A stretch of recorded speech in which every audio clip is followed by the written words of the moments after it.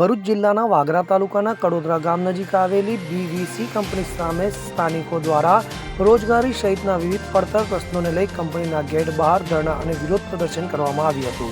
સ્થાનિકો અને ખાસ કરીને લેન્ડ લૂઝર પરિવારોને રોજગારીમાં પૂરતી તક આપવામાં આવતી ન હોવાના આક્ષેપો સાથે મોટી સંખ્યામાં સ્થાનિકો વિરોધમાં જોડાયા હતા।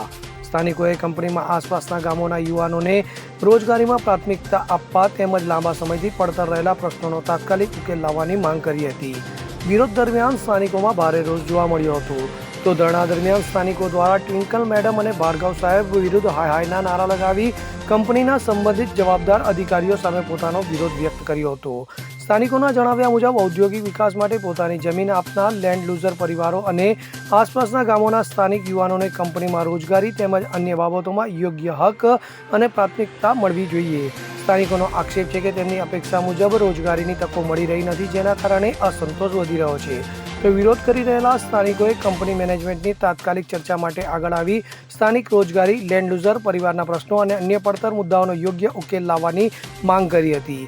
સ્થાનિકો દ્વારા જો કંપની તેમના પ્રશ્નોનું યોગ્ય નિરાકરણ નહીં લાવે તો આગામી દિવસોમાં આંદોલન વધુ ઉગ્ર બનાવવામાં આવી શકે છે તેવી ચીમકી પણ ઉચ્ચારવામાં આવી હતી। તો સ્થાનિકોના આક્ષેપો અને વિરોધ વચ્ચે હવે મુખ્ય સવાલ એ છે કે બીવીસી કંપનીનું મેનેજમેન્ટ સ્થાનિકોની રજૂઆત અંગે શું નિર્ણય લે છે।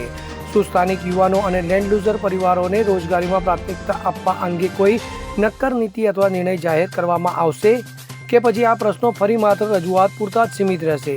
ત્યારે હવે બીવીસી કંપની મેનેજમેન્ટની ભૂમિકા અને આગામી કાર્યવાહી પર સ્થાનિકોની નજર મંડાઈ છે। મારું નામ યોગેશ કુમાર કનુભાઈ ગોહિલ, ગામ કડોદરા, તાલુકો વાગરા। આજ રોજ અમારા ગામમાં બીવીસી કંપની આવેલી છે। છેલ્લા 3 વર્ષથી 2/5/2024ના ટ્વિંકલ મેડમ HR હેડ અને ભાર્ગવ, આ બે વ્યક્તિઓએ મારા ગામના આ સુરેશભાઈ પરમાર છે અને બીજા એક ભાઈના કંઈક ફાઇલ લીધી હતી લેન્ડ લૂઝર માટે, નોકરી માટેની। તો એમને કંઈક કીધું હતું કે તમારે મતલબ કે કંઈક ગામમાંથી આ લોકો કહેશે પ્રતિનિધિઓ તો અમે લઈશું। એટલે જે તે સમયે અમે એમને જાણ કરતાં એ દિવસે અમે કંપની ઉપર આવ્યા હતા, એમની ફાઇલો લીધી હતી અને અમે વિડીયો સાથે રેકોર્ડિંગ પણ કરેલું છે। ત્યારે એને બાહેધરી આપી હતી કે તને નોકરી લઈશું। આજે 3 વર્ષ થઈ ગયા છતાંય આ વ્યક્તિને એક દિવસ પણ બોલાવવામાં આવેલ નથી। ત્યારબાદ એને અનેકવાર રજૂઆતો કરી। અમે પોતે પણ HR ટ્વિંકલ મેડમ જે છે એની અહીંયા તાનાશાહી છે, ભ્રષ્ટાચારના લીધે અહીંયાથી આજે એને નોકરી પરથી કંઈ કાઢી મૂક્યા છે એવું અમે સાંભળ્યું છે। એને અમારી વાત ના સાંભળી સતત અમને મુલાકાત પણ ના આપી કે કોઈ સંકલન માટે ના આવે। આખરે અમે આજે અહીંયા કે કંપનીના ગેટની સામે એને ગેટ બંધ કરીને બેસ્યું। સતત 11 વાગ્યાથી બેઠા હતા। અત્યારે અમને 3 વાગ્યા છે ને એક લેખિતના લાવ્યા છે અમારા જે પ્રશ્નો હતા તે, કે તમને કાલે 12:30 અમે કોઈક સાહેબ આવશે એટલે એની સાથે મિટિંગ કરવાની। અમે એવું કહીએ કે અમે અહીંયા 11 વાગ્યાના બેઠા હતા, અમારા પ્રશ્નો માટે એ લોકો અંદરથી અહીંયા આવ્યા। બોલો તમે આ લેખિત અરજી આપો, અમને આપો। તો તમે શું કર્યું અમારી લેખિત અરજીનું? 2023, 2024, 2025, 2026 આ તમામ લેખિત અરજીઓ કંપનીના રિસીવ કોપી અમે સિક્કા સાથે લીધેલી છે। એમાં માત્ર ને માત્ર મહત્ત્વનો મુદ્દો લેન્ડ લૂઝર અને સ્થાનિકોને નોકરી। તેમ છતાંય એમને એ મતલબ કે જે અરજીઓ હતી એ ગોળવી કરી। ત્યારબાદ અમે સામૂહિક અરજી આપેલી હતી, એનું કોઈક નિરાકરણ ના આવ્યું। ત્યારબાદ અમારા જે ગામનો રોડ છે, એપ્રોચ રોડ, એ બનાવવાનો હતો। 11/12/2023 ઠરાવ કરેલો હતો ગ્રામ પંચાયત સામાન્ય સભામાં। એમાં પણ લખેલું છે કે ગામ તરફનો એપ્રોચ રોડ બનાવી આપો અને શરતોને અધીન તમને આ નારું બનાવવાનું પરવાનગી આપે છે। આજે આવ્યા હતા કે અમને ખબર જ નથી આ વાતની। આજે અમારી પાસે પુરાવા માંગતા હતા, અમે પુરાવા નથી આપ્યા। એક પણ આની પણ ફાઇલો હતા કે અમારી પાસે છે, હવે અંદરથી આવ્યા હતા કે ફાઇલો નથી, અમારી પાસે ફાઇલો નથી।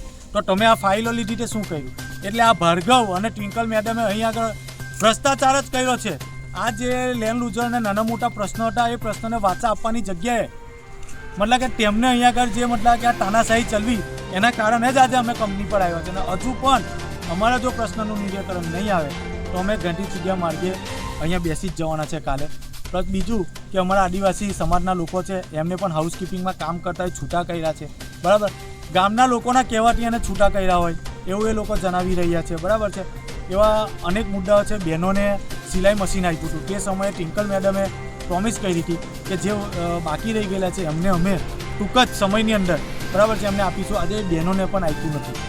સિલાઈ મશીન જેવી જે યોજનાઓ મતલબ કે CSR ફંડમાંથી આપવામાં આવી હતી એમાં પણ ભેદભાવ કરવામાં આવતો હોય. એટલે આ બેને સતત ને સતત આમ જ કામ કર્યું છે કે જેના કારણે આજે અમે કંપની પર આવ્યા હતા અને અમને લેખિત બાહેધરી આપેલી છે. રંગુની જાકીર સાથે CN24 ન્યૂઝ ભરૂચ.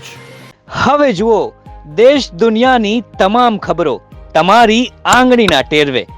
ઉઠાવો મોબાઈલ અને ગૂગલ પ્લે સ્ટોર પરથી ડાઉનલોડ કરો અમારી CN24 ન્યૂઝ મોબાઈલ એપ.